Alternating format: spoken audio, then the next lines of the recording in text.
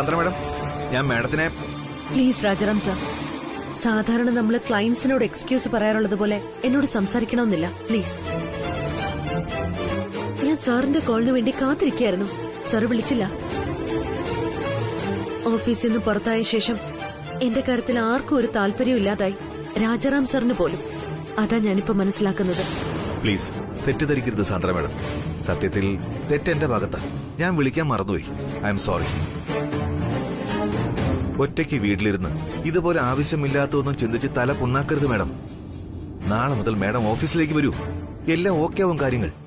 Ravivarman sir പറഞ്ഞോ എന്നെ ഓഫീസിലേക്ക് വിളിച്ചു വരുത്താൻ? ഏയ്, രവിവർമ്മൻ സാർ ഇതിനെപ്പറ്റിയൊന്നും സംസാരിച്ചിട്ടില്ല ഇതുവരെ. മറന്നുപോയതുപോലെയാ പെരുമാറുന്നത്. സാർ അത് വിട്ടു. മാഡത്തിന് ഇനി ഓഫീസിൽ വരാം. ഇല്ല സാർ, ഇല്ല. ഇത് ഞാൻ പറഞ്ഞു കഴിഞ്ഞ കാര്യമാണ്. ഞാൻ ഇനി ഓഫീസിൽ വരണമെങ്കിൽ രവിവർമ്മൻ സാർ തന്നെ എന്നെ നേരിട്ട് വിളിക്കണം. ഇല്ലെങ്കിൽ ഞാൻ ആ ഓഫീസിന്റെ നടപടി ചവിട്ടില്ല സാർ. I am sorry. ഏയ് കമോൺ സാന്ദ്ര മാഡം, ഈ ചെറിയ വിഷയത്തെ വെറുതെ വലുതാക്കാൻ നോക്കല്ലേ. ശ്രീലക്ഷ്മി മാഡം സ്വയം ഓഫീസിൽ നിന്ന് ജോലി മതിയാക്കി പോയി കഴിഞ്ഞു. പിന്നെന്തിനാ മാഡം ഇനിയും വീട്ടിലിരിക്കുന്നത്? രവിവർമ്മൻ സാറിന്റെ സ്വഭാവം മാഡത്തിന് അറിയാലോ. പെട്ടെന്നുണ്ടായ ദേഷ്യത്തിന് എന്തോ പറഞ്ഞു. സാധാരണ പോലെ സാർ അതെല്ലാം പെട്ടെന്ന് മറക്കുകയും ചെയ്യും. അതുപോലെ മാഡവും ഇത് മറക്കണം. മറന്നാലേ പറ്റൂ. മറക്കാം. പക്ഷെ ഒരു ചോദ്യം, ഓഫീസിൽ നിന്ന് ഇറക്കി വിട്ട ഞാൻ ഇനി വിളിക്കാതെ മടങ്ങി വന്നാൽ എനിക്കവിടെ എന്തെങ്കിലും വിലയുണ്ടാവോ? സാർ പറയൂ. No Rajaram sir, no. ഞാൻ തീരുമാനിച്ചു കഴിഞ്ഞു. ഇനി രവിവർമ്മൻ സാർ എന്നെ വിളിച്ചാൽ മാത്രമേ ഞാൻ ആ ഓഫീസിൽ കാലുകുത്തുള്ളൂ.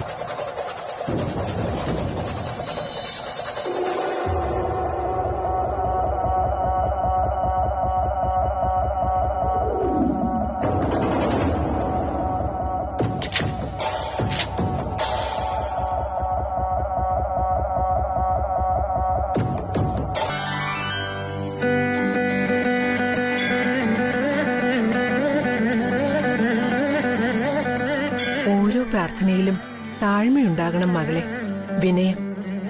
ആ താഴ്മ നിന്നോടൊപ്പം ഉണ്ടെങ്കിൽ അമ്മയുടെ അനുഗ്രഹം എപ്പോഴും ഉണ്ടാകും. മാത്രമല്ല, പ്രാർത്ഥന മുടക്കാതിരുന്നാൽ എത്രയും പെട്ടെന്ന് ഒരു സന്തോഷ വാർത്തയും വീട്ടിലെത്തും. ഇനി ഏതായാലും അഷ്ടമിയെക്കുറിച്ചുള്ള ചിന്ത വേണ്ട. അതുകൊണ്ടാണ് അമ്മ തന്നെ നിന്റെ മുൻപിൽ ഈ പ്രസാദം എത്തിച്ചത്.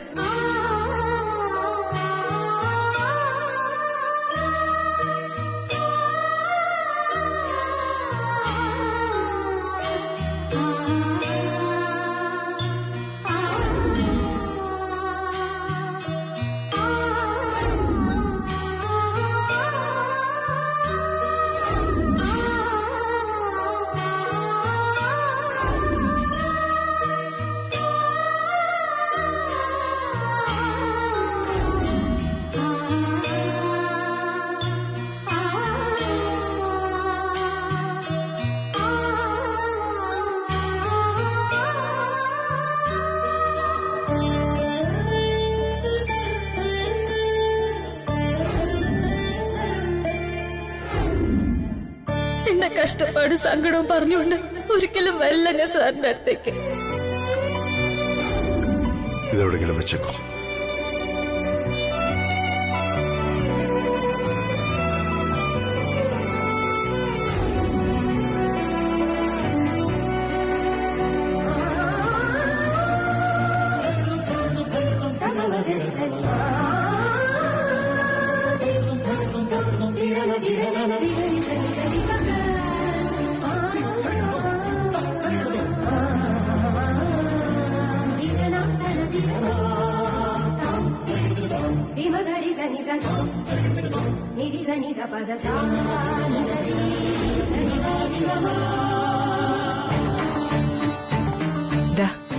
ഈ പ്രസാദം വാങ്ങൂ. മകൾക്ക് കൊടുക്കണം. ഇത് അവൾക്ക് അവകാശപ്പെട്ടതാണ്.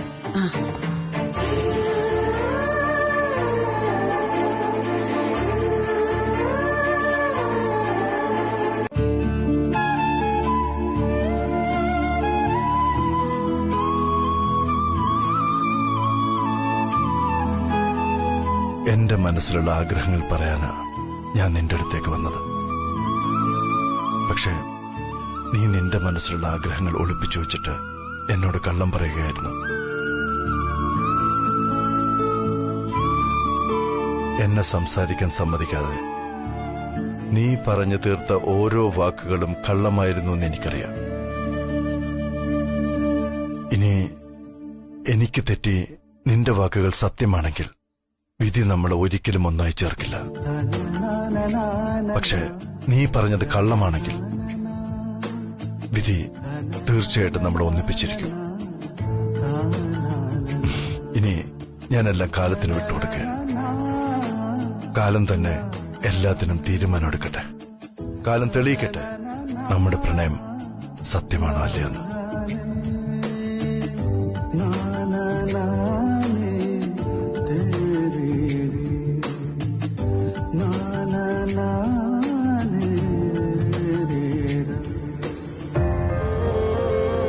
ഇനിയിപ്പോ കാലം എന്ത് തെളിയിച്ചാലും ഒരു കാര്യം സത്യമാണ് Sreelakshmi. I love you. I love you a lot. ഞാൻ നിന്നെ ഒരുപാട് ഇഷ്ടപ്പെടുന്നു. ഒരുപാട് ഇഷ്ടം. എന്റെ ഈ പ്രണയം കള്ളമാണെങ്കിൽ നിന്നെ ഒരിക്കലും എനിക്ക് സ്വന്തമാക്കാനാകില്ല. പക്ഷേ എന്റെ പ്രണയം സത്യമാണെങ്കിൽ നിന്നെ എനിക്ക് സ്വന്തമായി കിട്ടിയിരിക്കും. അന്ന് സമ്മതിച്ചു തരേണ്ടി വരും നിനക്ക് എന്റെ ഈ പ്രണയത്തിന്റെ സത്യസന്ധതയെ. ശരി, പറഞ്ഞോ, കേൾക്കാൻ റെഡിയാ. കേട്ടാ മാത്രം പോരാ, അനുസരിക്കുകയും വേണം. ഇപ്പോ ഈ രാത്രിയിൽ നമ്മളൊരു യാത്ര പോകുന്നു. എവിടേക്ക്? എവിടേക്കെങ്കിലും. What do you mean? What I said. നീ ആകെ കലങ്ങി പറഞ്ഞ അവസ്ഥയിലാ. സ്വന്തം തോക്കെടുത്ത് സ്വന്തം തലയിൽ വെടിവെക്കണമെന്ന് വരെ നീ എന്നോട് പറഞ്ഞു.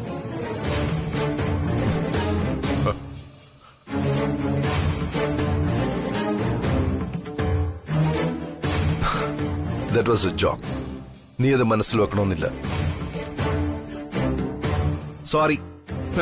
ആത്മഹത്യ ചെയ്യുന്നതിനെ കുറിച്ച് ആരും ജോക്ക് പറയാറില്ല. എന്നാ ഞാൻ പറയും.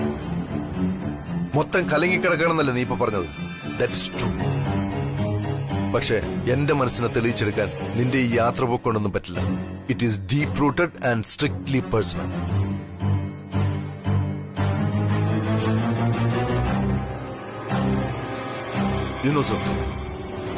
പ്രണയത്തിൽ കലങ്ങിമറിയുന്ന ഒരാൾക്ക് പ്രകൃതി ദൃശ്യങ്ങളും പാട്ടും വെറൈറ്റി ഫുഡും ഒന്നും ഒരു പരിഹാരം നൽകില്ല.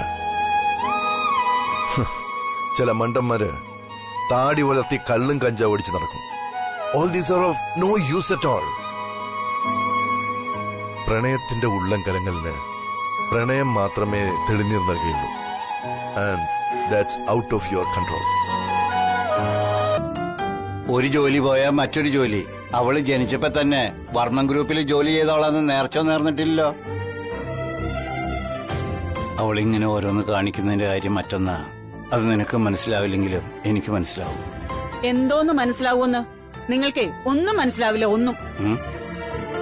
അല്ലെങ്കിലേ പണ്ട് സഹദേവ മുതലാളി കടയെന്ന് പറഞ്ഞു വിട്ടപ്പോ ഒരു തലച്ചുമടി ജോലിയെങ്കിലും കിട്ടാൻ വേണ്ടി നാടൻ നലഞ്ഞെന്ന് മറക്കോ നിങ്ങള്? അന്ന് നിങ്ങളെ ഒന്ന് കണ്ടുപിടിക്കാനും സമാധാനിപ്പിക്കാനും ഞാനും മോളും അലയാത്ത സ്ഥലങ്ങളില്ല. എന്നിട്ട് ഇപ്പൊ പറയുന്നു ഒരു ജോലി പോയാ അടുത്ത ജോലി ഇപ്പൊ കിട്ടുമെന്ന്. കഷ്ടം തന്നെ നിങ്ങളുടെ കാര്യം. സരോജം, എന്റെ പ്രായവും പഠിപ്പല്ലല്ലോ മോൾക്ക്.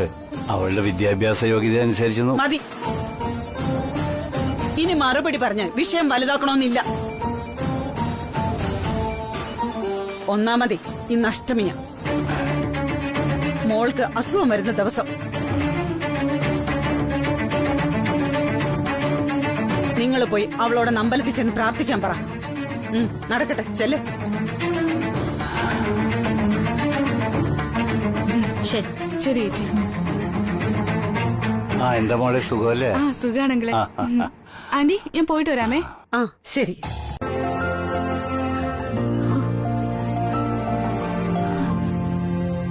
രവിവർമ്മൻ സാർ എങ്ങനെയോ ഇത്ര കറക്റ്റ് ആയിട്ട് ഇവിടെ വന്നത്? കൂടെയുള്ളത് അമ്മയാണെന്നാ തോന്നുന്നത്.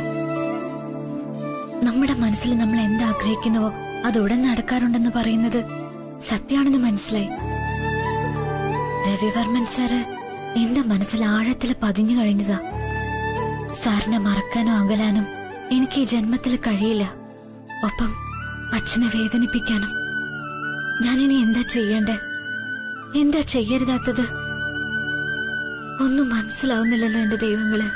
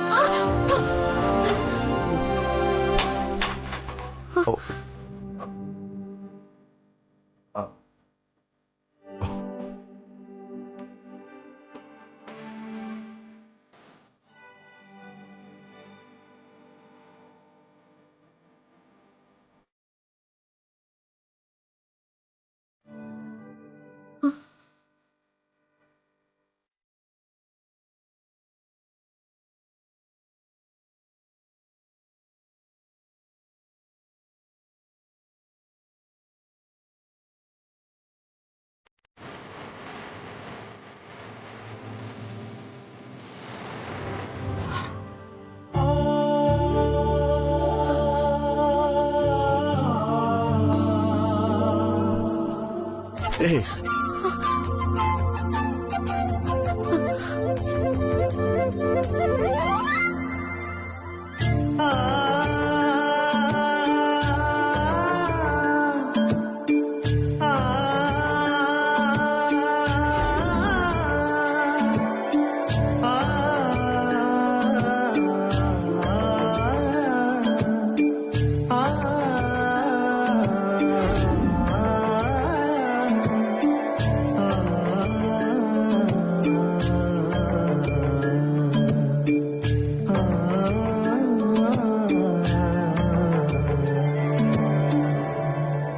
തേടുന്ന തീരം നീ, മൺപാതയെല്ലാം നീ, കാണുന്നതെന്തും നീ, കടലും നീ, രാവും നിലാവും നീ, പകലിന്റെ വേഗം നീ, പ്രിയമുള്ളതെല്ലാം നീ, ഞാനും നീ.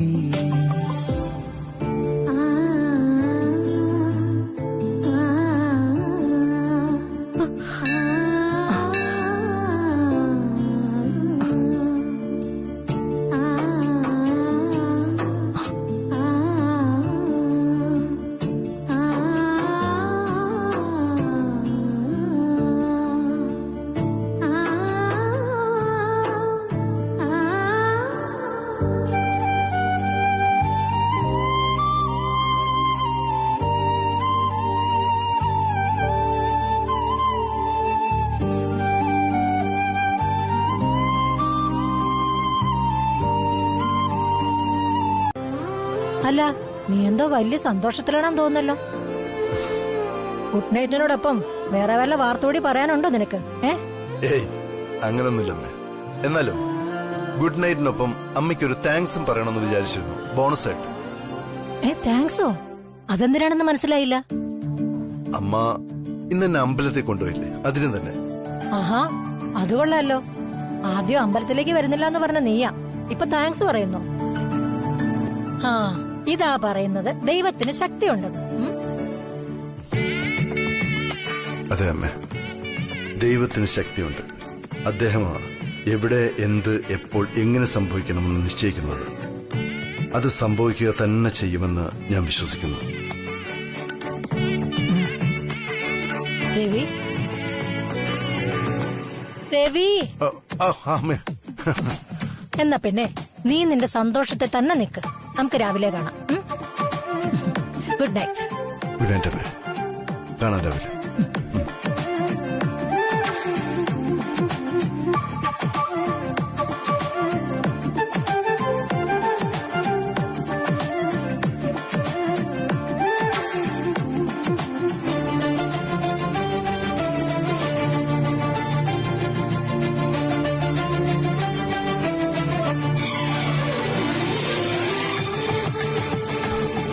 നീയും ഞാനും ഒരുമിച്ച് അവസാനം വരെ ഉണ്ടാകണമെന്ന് നമ്മൾ തീരുമാനിച്ചു കഴിഞ്ഞു ശ്രീലക്ഷ്മി.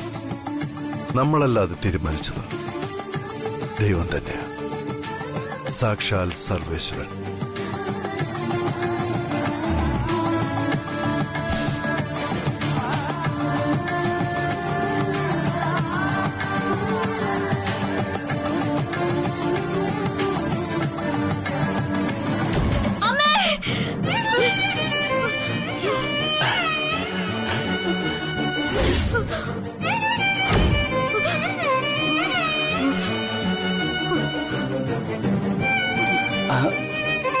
മോളെ മോളെ മോളെ മോളെ എന്തു പറ്റി? മോളെ മോളെ ശ്രീ, അയ്യോ മോളെ. അച്ഛാ, ഇന്ന് അഷ്ടമിയാ. ഞാൻ പറഞ്ഞില്ലേ നമ്മുടെ മോള്. സരോജം, നീ പെട്ടെന്ന് പോയി കുറച്ച് വെള്ളം കൊണ്ടുവാ. മോളെ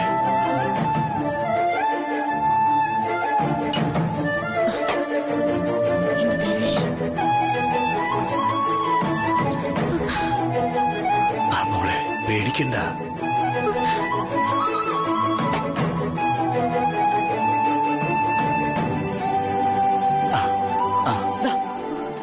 കുടിക്കും മോളെ.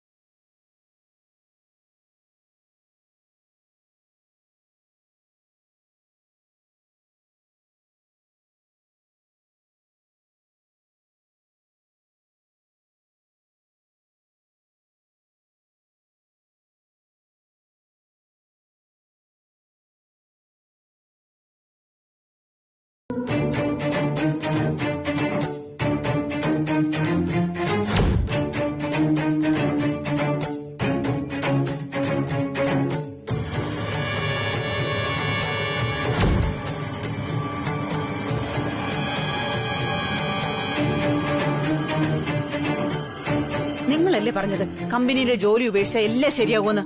എന്നിട്ടിപ്പോ ഇതാ കണ്ടില്ലേ, അഷ്ടമിക്ക് പഴയതുപോലെ മോള് വീണ്ടും വീണ്ടും ദുസ്വപ്നം കാണുകയാ. പേടിച്ചു വിറച്ച് തണുത്ത് മഞ്ഞു വെട്ട പോലെ ഇരിക്കും അവള്. നീ വിഷമിക്കാതെ, എല്ലാത്തിനും എപ്പോഴെങ്കിലും ഒരു അന്ത്യം ഉണ്ടാവുമല്ലോ സരോജം. നാം അല്പം കാത്തിരിക്കണമെന്നേ ഉള്ളൂ. എല്ലാം ശരിയാവും, ശരിയായേ പറ്റൂ. ദൈവം നിശ്ചയിച്ചതുപോലെയാണ് അമ്പലത്തിൽ വെച്ച് നമ്മൾ പരസ്പരം കണ്ടുമുട്ടിയത്. അവിടെയും നീ എന്റെ വാക്ക് കേൾക്കാനോ ഒരു വാക്ക് പറയാനോ നിന്നില്ല. ഇതിനെല്ലാം ഇനിയെങ്കിലും ഒരു അവസാനം ഉണ്ടാക്കിയേ പറ്റൂ.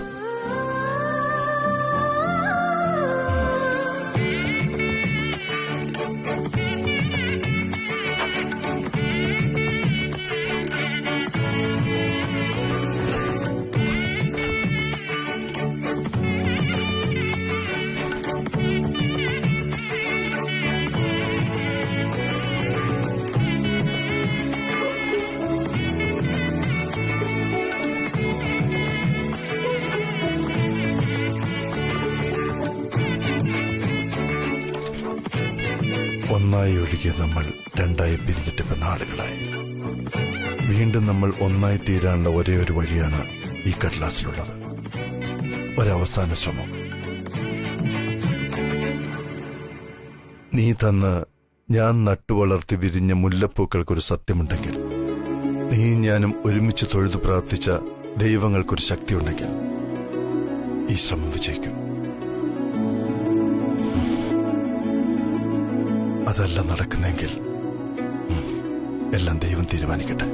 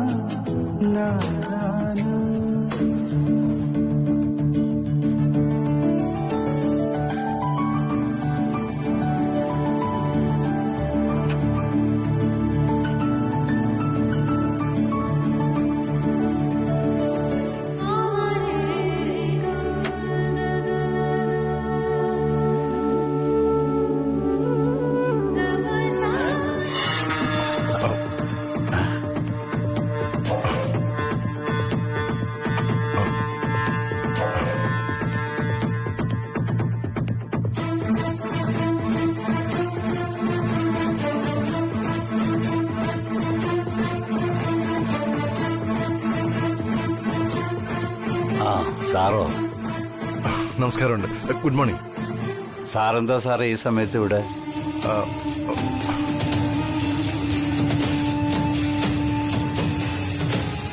അയ്യോ സാറോ?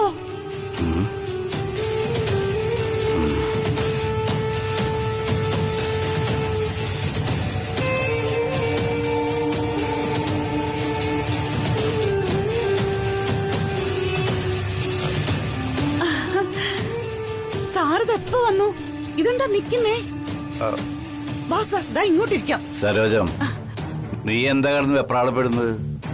വേണമെങ്കിൽ സാർ ഇരുന്നോളും. അതിന് നീ പ്രത്യേകം ക്ഷണിക്കണമെന്നൊന്നുമില്ല.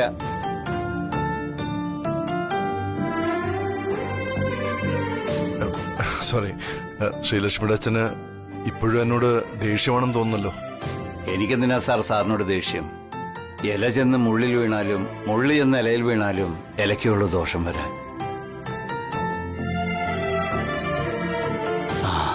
ഇവിടെ ഇപ്പൊ എനിക്ക് സാറിനോടല്ല ദേഷ്യം, എനിക്ക് എന്നോട് തന്നെയാ. സാറിന് ഞാൻ പറഞ്ഞു വരുന്നത് മനസ്സിലാകുമെന്ന് വിശ്വസിക്കുന്നു. എന്താ ശ്രീടച്ച ഇങ്ങനെയൊക്കെ? വീട്ടിൽ വരുന്നവരോട് ഇങ്ങനെയാണോ സംസാരിക്കുന്നത്? ഇറ്റ്സ് ഓക്കെ, കുഴപ്പമില്ല. ശ്രീലക്ഷ്മിയുടെ അച്ഛ, എനിക്ക് നിങ്ങളുടെ വികാരം ശരിക്കും മനസ്സിലാവുന്നുണ്ട്. അതിനെ ഞാൻ പൂർണ്ണമായിട്ട് അംഗീകരിക്കുകയും ബഹുമാനിക്കുകയും ചെയ്യുന്നുണ്ട്. അന്ന് നിങ്ങൾ ഓഫീസിൽ വന്നപ്പോ വളരെ ടെൻഷനിലായിരുന്നു എന്ന് എനിക്കറിയാം. കമ്പനിയിൽ ഇനി തുടരണ്ടെന്ന് പറഞ്ഞ് നിങ്ങൾ തന്നെ മകളെ കൂട്ടിക്കൊണ്ടു പോവുകയും ചെയ്തു.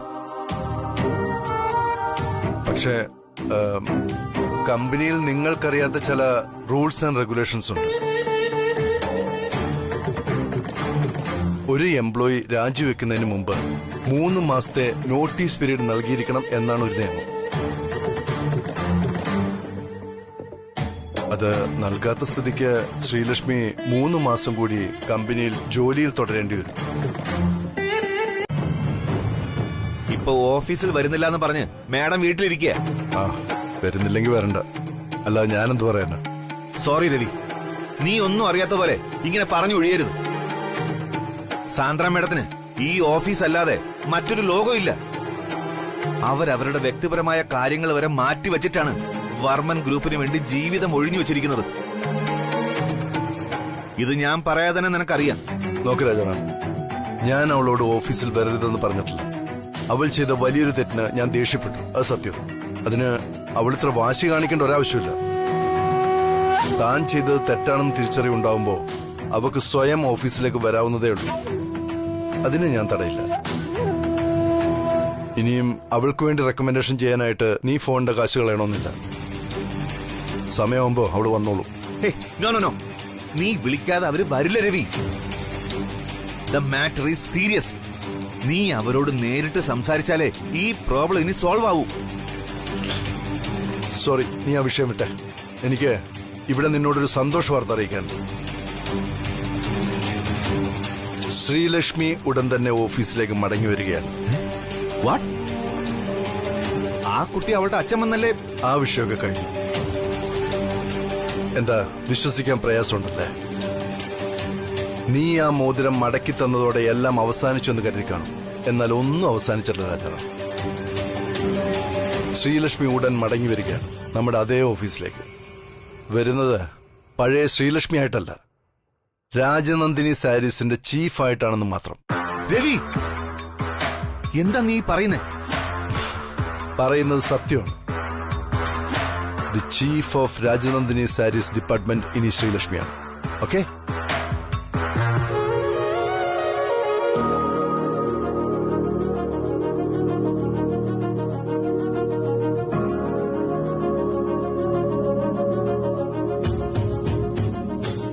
ഞാൻ ഫോൺ വയ്ക്കാം.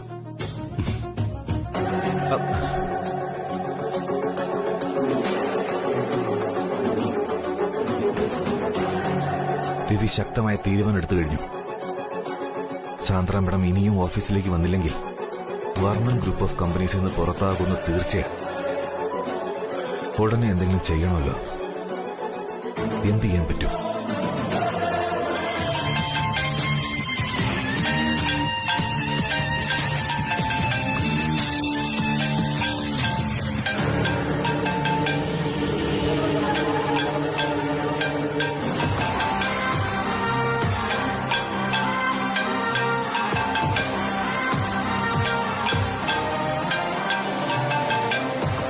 Hello Rajaram sir, good morning. Hello Sandra madam, കേൾക്കാമോ? ശബ്ദം വളരെ ഫീബിൾ ആണല്ലോ. കേൾക്കാം സർ, പറഞ്ഞോളൂ. എന്തുപറ്റി മാഡം? ഈ ശബ്ദത്തിനൊരു വല്ലായ്മ ഉണ്ടല്ലോ. എന്താ, സുഖമില്ലേ? I am fine. എന്തുണ്ട് വിശേഷങ്ങൾ സർ, അത് പറയൂ. അല്ല, രവിവർമ്മൻ സാറ് ഇന്ന് ഓഫീസിലേക്ക് വരുമെന്ന് തോന്നുന്നില്ല. ഇപ്പൊ വീട്ടിലേക്ക് പുറപ്പെട്ടിരിക്കുകയാണെന്ന് തോന്നുന്നു. വാട്ട്? വീട്ടിലേക്കോ? My god, what a surprise.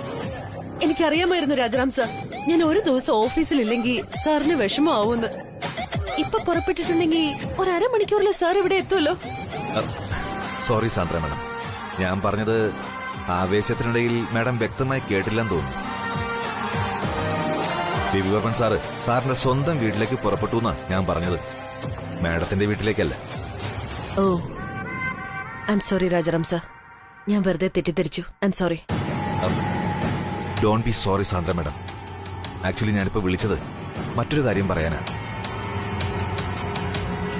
Madam ഇനിയും ഓഫീസിലേക്ക് മടങ്ങി വന്നില്ലെങ്കിൽ കാര്യങ്ങൾ കൈവിട്ടു പോകാനാ സാധ്യത. അതുകൊണ്ട് മാഡം എത്രയും പെട്ടെന്ന് ഓഫീസിലേക്ക് മടങ്ങി വരണം. ഇതെന്റെ അഭ്യർത്ഥനയാ. നോ രാജാറാം സർ, ഞാൻ വരില്ല. രവിവർമ്മൻ സർ നേരിട്ട് വിളിക്കാതെ ഞാൻ അങ്ങോട്ട് വരുന്നത് ശരിയല്ലെന്ന് ഞാൻ വിശ്വസിക്കുന്നു.